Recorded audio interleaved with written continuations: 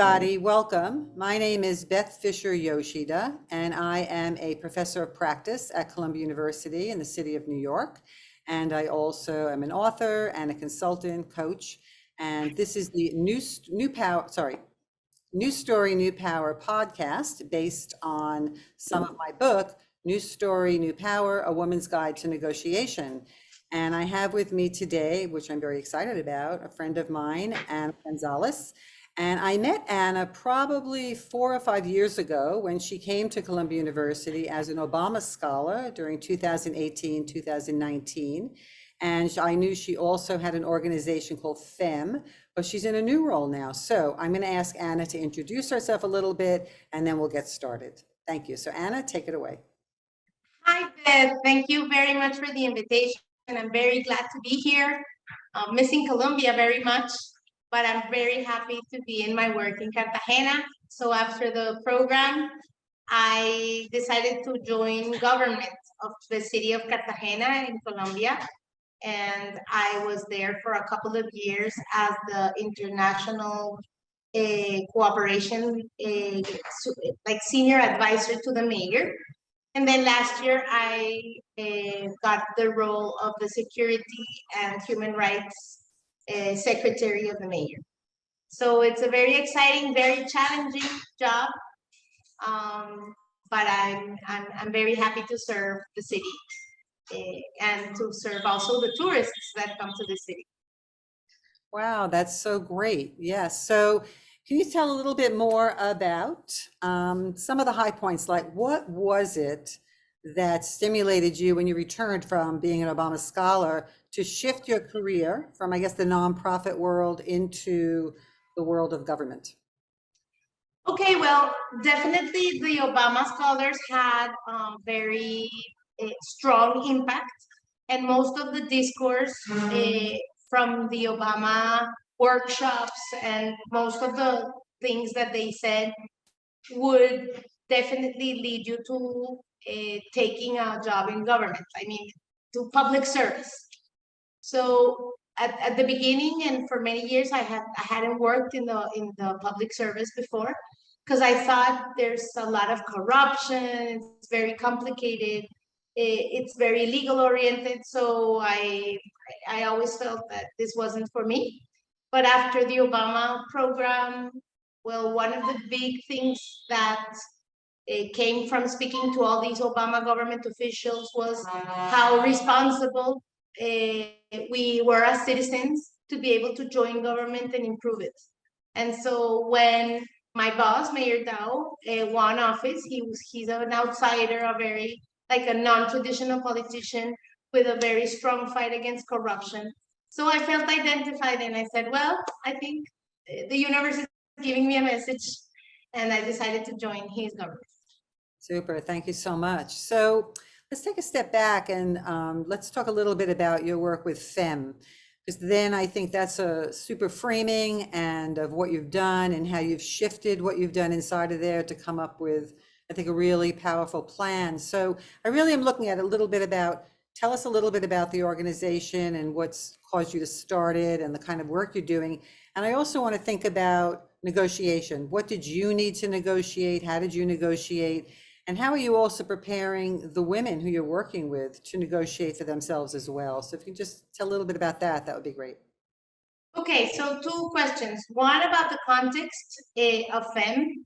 Like FEM is a nonprofit organization that works with Afro and Indigenous communities in the region where Cartagena is.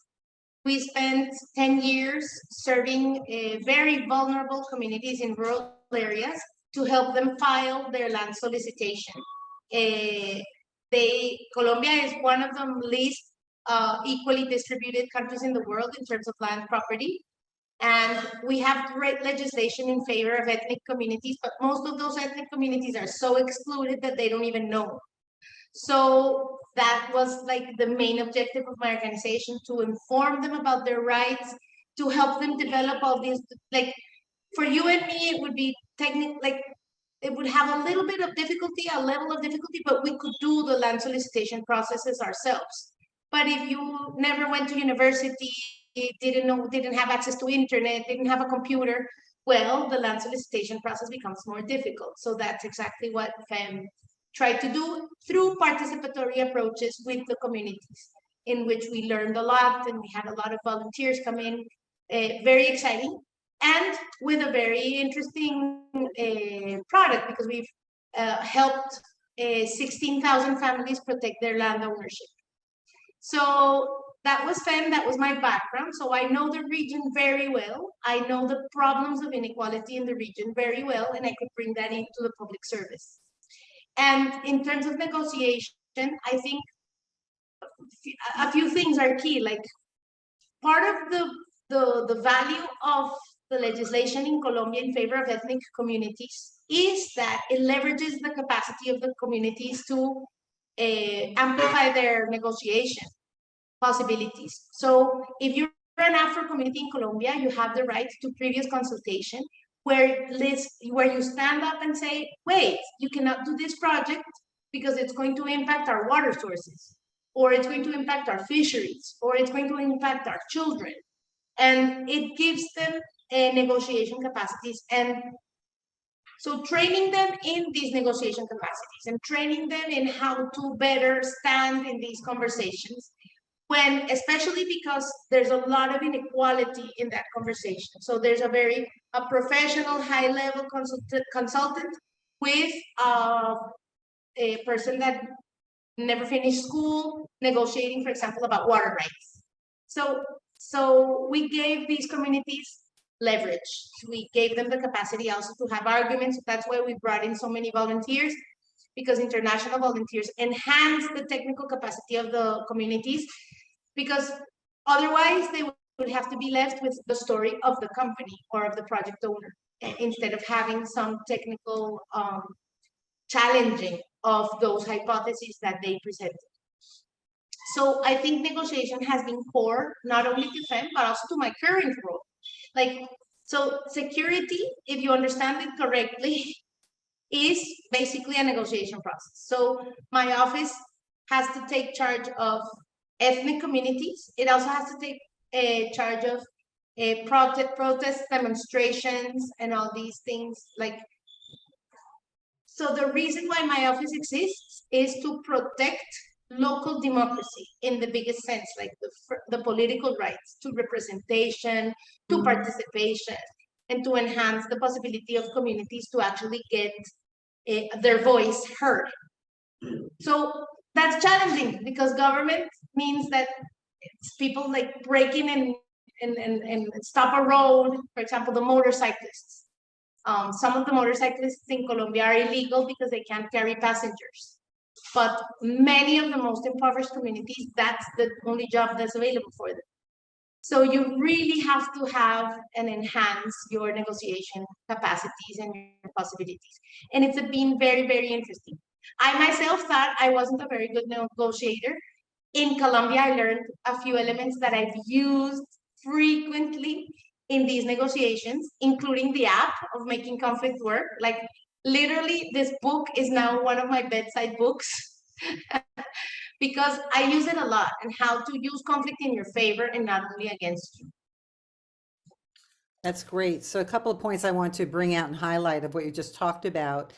It sounds like one common theme that you've mentioned across the board there is that when you have information, when you're informed about your situation, informed about the bigger picture, you and the communities you're working with, it sort of balances to some degree the negotiation itself, because it started as a super unbalanced power dynamic.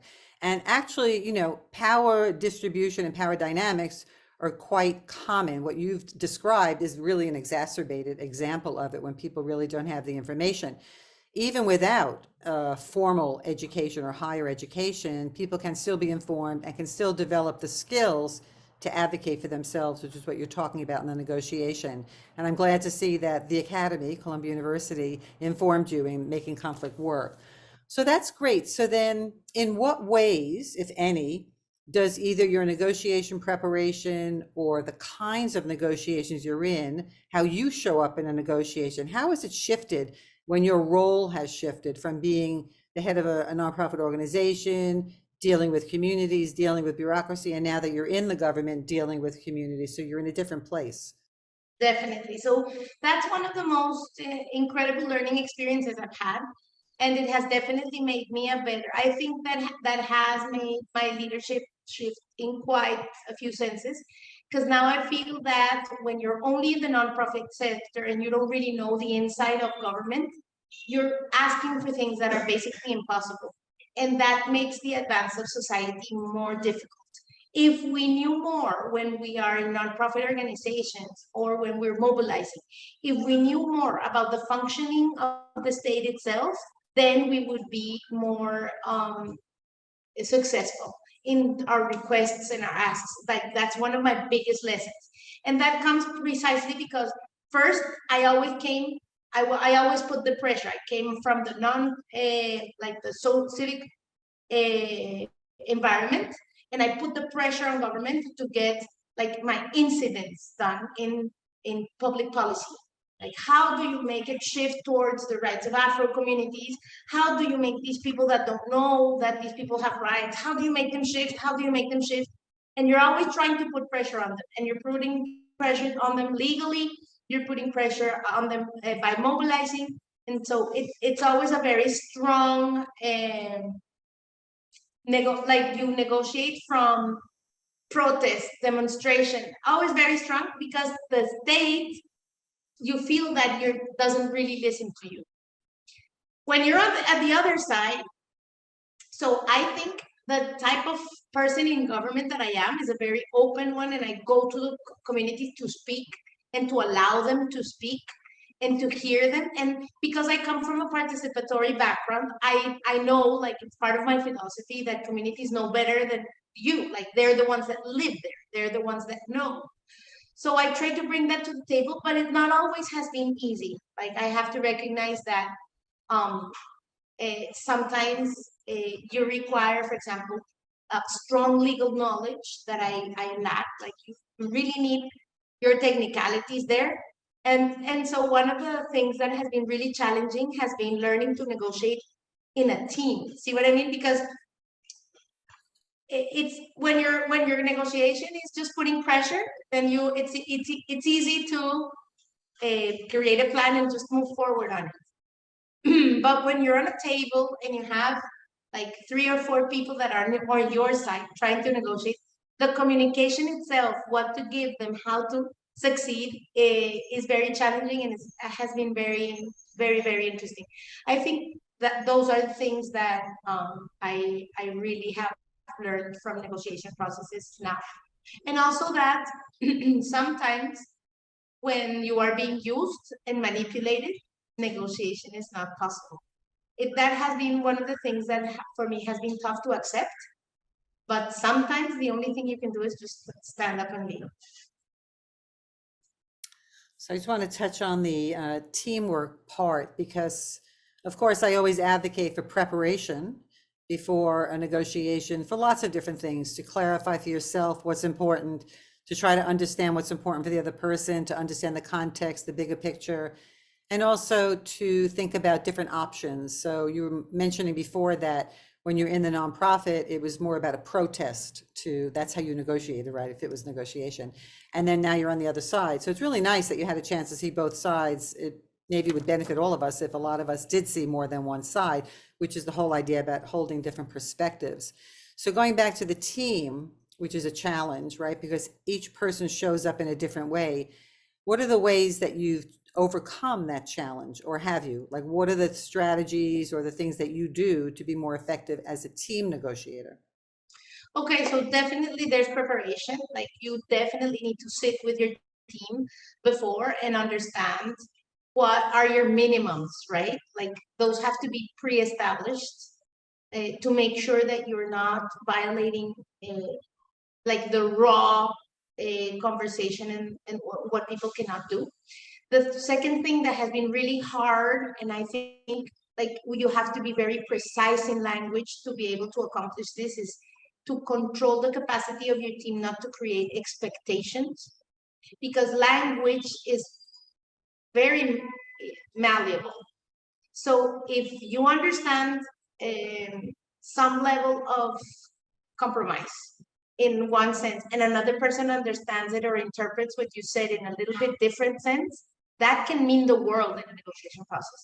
That interpretation of the words can mean too much for one, like in your same team. So you have to be ultra precise when you're defining those minimums and those standards and those criteria to make sure that you don't make mistakes. Like we've fallen to that mistake a few times. Like, for example, to give you like a concrete example of this is, so the Secretary of Infrastructure says, we are almost going to pave that road.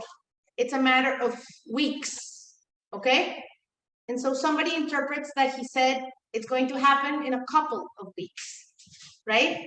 When the Secretary of Infrastructure was thinking that it was going to be fast, he was probably thinking 6 or 7 weeks, because that's what speed means to him. Something speedy is 6 weeks away, right? But the other person is thinking, oh, well, a matter of weeks. If it had been a month, he would have said a month, so it's going to be half a month, 2 weeks. And he goes out to the community and says, we'll be ready in 2 weeks. And I have a demonstration in 3 weeks.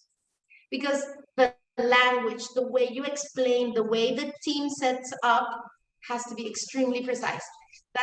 Those are the things. And then the other thing is, my role as a Secretary of Interior is to create the teams for negotiation. So usually I'm not the one that paves the roads, I'm not the one that builds the water or sewage systems, but I have to bring them to the table. So what I think has worked really well is that I side with the communities. And my team, like the other secretaries of the government, start committing with me, because communities feel that I am representing them. I feel that has been a very good strategy. Because the other way, it means that it's the communities opposed to the government. But as soon as I side with the communities and start saying, hey, that's taking too long. I mean, why don't we do it fast? Is there anything we can do to make it faster? That people start thinking of government differently as a whole. And then just the thing of shifting like the time frames or anything, but there's this idea of having like the full opposition against us. That has worked really well. Great, great. So that's a tricky role, right, to be on both sides, but at least they feel that you're there advocating for them and with a strong voice. So I know you know this, and then from my own experience with communication, regardless of how precise and how careful you think you are, there's always an opportunity for a miscommunication. So because I also strongly advocate for a strong preparation phase in negotiation, I also advocate for a post-negotiation phase as well, because you want to follow up to make sure that everybody who walked away from that negotiation has a shared understanding of what happened, what was committed to, what was agreed upon. So what are some of the things you do after people are at the table negotiating to follow up to ensure that there is that shared understanding? Okay, 2 strategies there. One is we definitely have to keep written reports of what was negotiated. And in those most difficult negotiations, they're always read out publicly during the negotiation to make sure that we are interpreting the same thing on both sides. Then we also have a system called trazador de compromisos. So it's a little system that we created in Airtable. So it's published on our webpage, where all our commitments are set up. It's good for the communities so that they see that their commitments are still alive and people are working on them. And it's also good for these, like with my colleagues, because that way they know and they don't forget what they committed to in the different tables that we go to.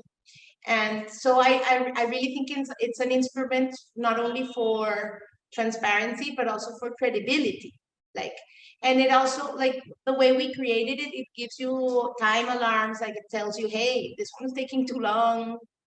And then I have a person in my team that is in charge exactly of just following up on all those commitments to make sure that they get fulfilled. Because it's easy to go, when you're in government, it's very easy to go demagogue.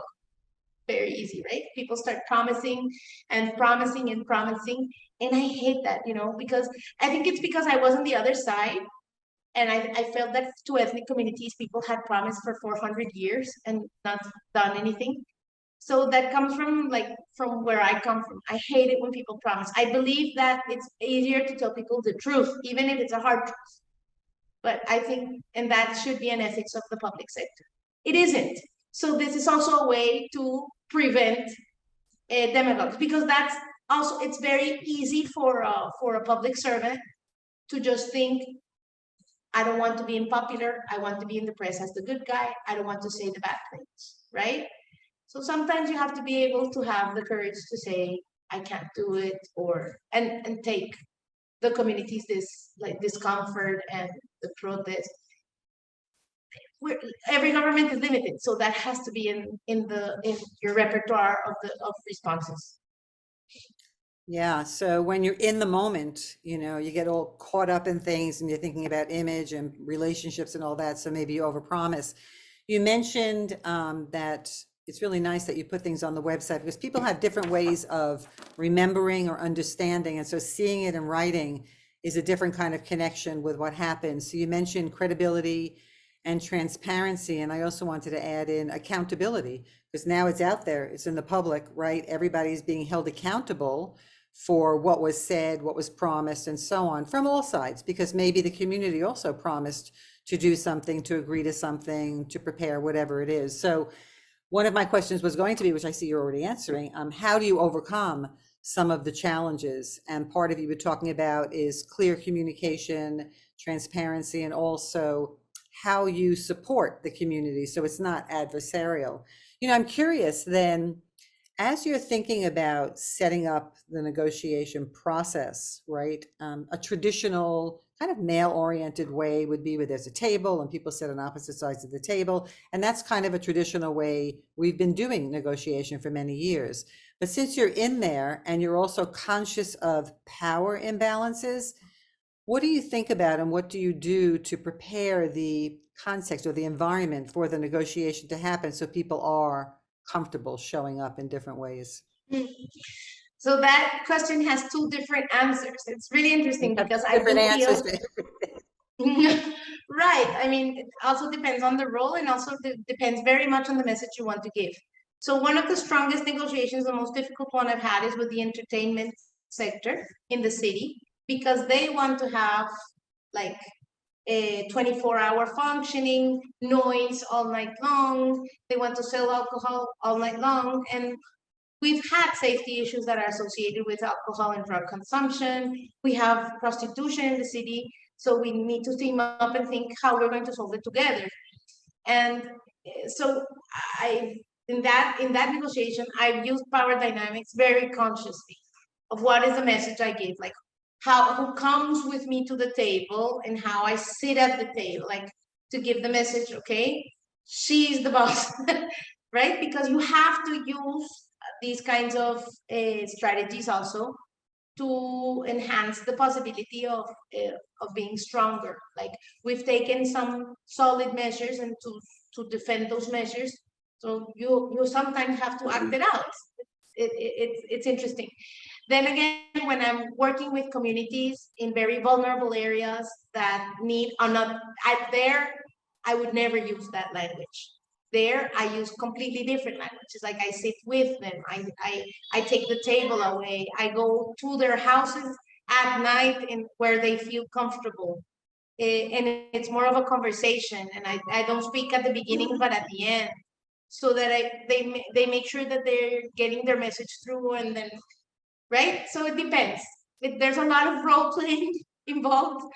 That's a discovery for me, because obviously power is also a sort of performance, right? I'm the same person that was in Colombia 5 years ago. Nothing has really changed there, except those needed performances to get the things that you need to get done. It's really interesting you said that, because sometimes people shy away from power or try to control it or own it.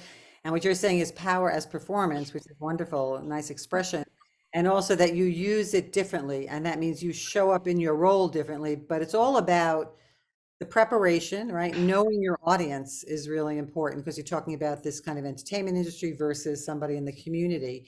And so how you show up, how you are in relationship to that other party is critical. And you get there by not only your communication, but also how you use power. And even the physical setup of the environment is so critical, from having this very power dynamic, a formal negotiation, to just being with somebody in their house and laughing and sitting on their sofa and things like that. Really wonderful.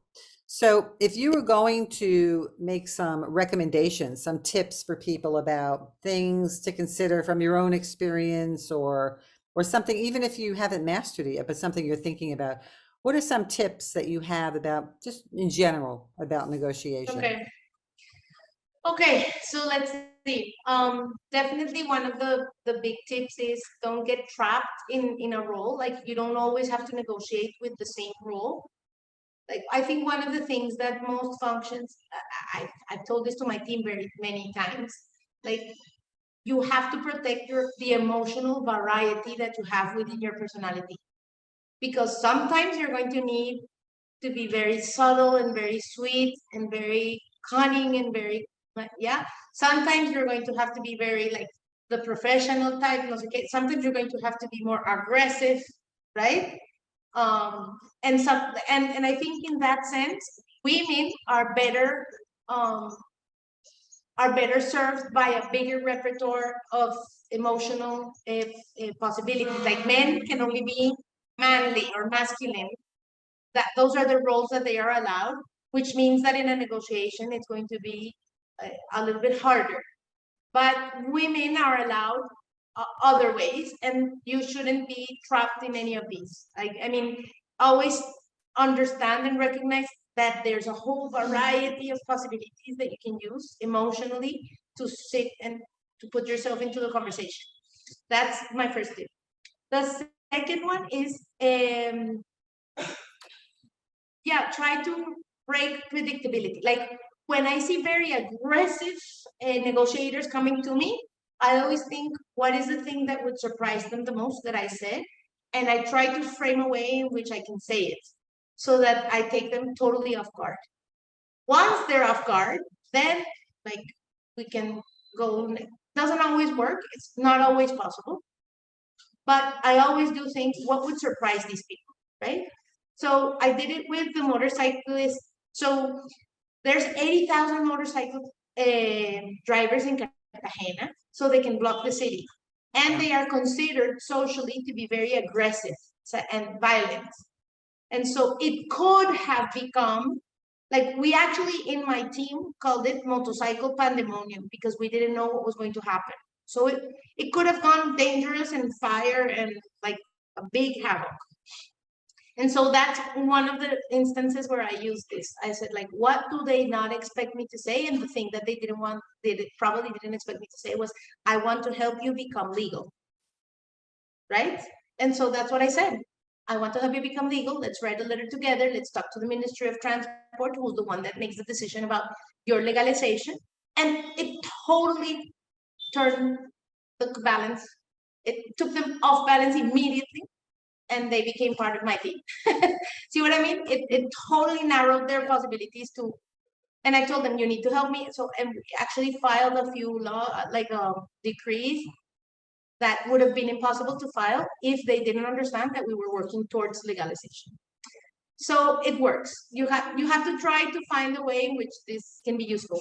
And then the third tip that I would use is really understand the limits, like, really understand the limits of the negotiation, the minimums, the maximums, and make sure that the people around you understand them too, in terms of that precision and that, like, the awkwardness of communication. Make sure that you understand it and you're able to communicate it in the same way you understand. I think those are the three key things that I have to keep in mind to be successful. Not always successful, but I do my best. That's great. I'm just going to recap the highlights here. So one is that you're saying that women have an advantage because they can tap into an emotional variety. They can have quite a range and don't feel like you have to stay stuck in the same limited one or two emotions, but really explore the range. And it's very situational, it's very relational. And even in the course probably of one negotiation, you can go here to there and back again, right? Depending on what's happened. So one is the emotional variation that's there. Mhm. Second is that element of surprise. So somebody comes in all solid, and so you're putting in like a crack, right? You're putting a little crack in there, and that's how you're wedging in. And what you did beautifully in that example you illustrated with the motorcycle drivers is you said, and you took away that adversarial encounter and you said, we're together in this, we're a team, let's go forward. And that's what totally shook them from being against to being with you. Okay, help me, how are we going to do this together? And then the third thing is really knowing the range as well as what's the minimum and the maximum, what's the limit. You know, and sometimes people feel limited. Oh, I have all these constraints. But the reality is, when you know the range, that's where you put your energy. Don't go outside the range to things that are not possible. But inside of that constraint is also an opportunity for creativity, right? Which was not there. So that's wonderful. And I do want to ask another question, and that would be, what was it, or what tip do you have for people? I mean, these tips could work, but what other tip might you have if somebody is transitioning into a different role, a different career? So, you know, you become comfortable in who you are in one role, and now you might be shifting to a different type of role, which may or may not be similar. Any tips there on how to negotiate your transition for yourself as well? Wow. Well, certainly you have to be clear. Then it's not the minimums and the maximums of your negotiation, but the minimums and the maximums of yourself, what you want and who you are. Like, one of the things that I do my best here not to lose is my own priorities, my own values. Like, this is a very different role from FEM.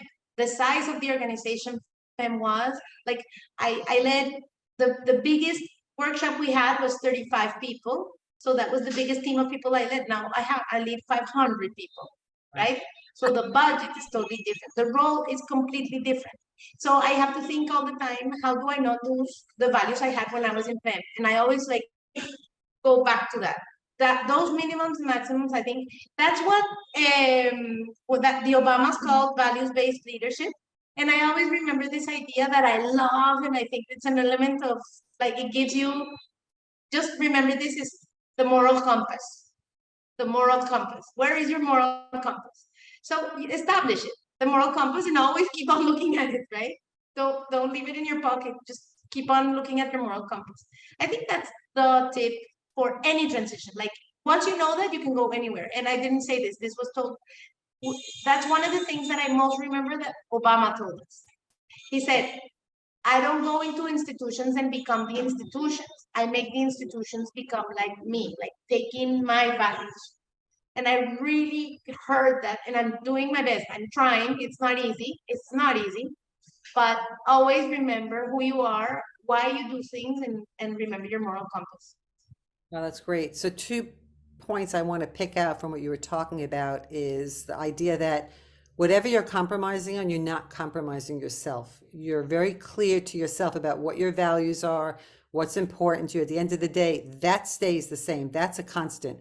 But of course, you need that whole process of self-discovery to even know what your values are, because a lot of times we don't even know until they're violated. And then we say, oh, well, that was really important to me. So know your values. And then you're talking about having a framework that stays with you. And for you, it's the values-based leadership and the moral compass. So that's your guiding frame, right? No matter what happens, what's my moral compass? How do I show up in this to be the best person I can be, adding the best value I can be? That's really beautiful. So you've had so many wonderful, rich experiences, and you shared so many fabulous insights with really specific examples, which I appreciated as well. Before we close, is there anything else you want to add that I haven't asked about that you want to share or comment on? I think the questions have been wonderful, and always love these interviews because they help me also. I never talk about this, right? So I never know what I have discovered. But definitely what I would like to say is that definitely life is a discovery of yourself. And I had always considered myself to be a bad negotiator, especially because I always thought that I had a very strong personality, and that would always give me handicaps. And then, so 2 things happened. One was definitely my learning process in Colombia with you guys. I mean, it totally changed and pivoted the way I understand negotiation and how it is used more than anything else. And then this experience as I am the main negotiator of the government, like all the negotiation processes go through me. And I would have never thought, if you told me 10 years ago that this was going to be my role, I would have never thought I had the element. So just trust the universe. It gives you things in order. So it gave me Beth Yoshida and her team, and then it put me here. So, it is, you always say trust the process, right? Because you'll be given what you're ready to handle and so on, but that's really beautiful. Well, thank you so much for joining us today, Anna, and everybody, thank you so much for listening, and that will be a close. Thank you. Thank you very much. Hi, I wanted to bring up some of the points that Ana Maria Gonzalez raised when we were doing our podcast together. She said so many wonderful things. I just wanted to highlight two. So one of them is she talked about the wonderful way she was able to shift her perspective in a negotiation context, especially because she changed her role. So she went from being a community organizer and maybe criticizing the government in some ways because of their policies and so on, because they didn't mesh with what she would like and what she needed for the people she was protecting in her social advocacy. And then when she became a member of the municipal government, she saw a different perspective. She was able to see that, okay, the government is trying and has constraints that's not always obvious from the public or social activism lens, but she was able to see that. So she was able to have a foot in both worlds, which may have helped in some cases and then may have confused in others because she wished she could be on the other side coaching. But anyway, she did see different perspectives, and that was great. Another point she made that I thought is especially pertinent is about emotions. She did believe that women have a broader range of emotional variability and that we should utilize our emotions as much as possible and not get trapped in a role that, well, if I am a woman, I do this, and if I'm a woman, I don't do that, but really to utilize our emotional variability. And it kind of makes me think that the better you get to know yourself, the more self-awareness you have, the more you understand your own emotional context and your own emotional base and what centers you, what triggers you, and so on. So it's really great to continue on that journey of self-discovery to understand how you can better use your emotions. Because remember, information is power. So more information you have about how you use your emotions, the more powerful you can be and use them effectively. So thank you. Please send some comments in. I look forward to engaging in further conversations with you and exploring negotiation further. Bye now. And that's our show. New Story, New Power is produced by Digitalistic Media. Beth Fisher-Yoshida, our host, is also our executive producer. Digital production by Francine Molina. Our theme music is by Hermona. Special thanks to Ashley Hart. We'll be back with a brand new episode next month.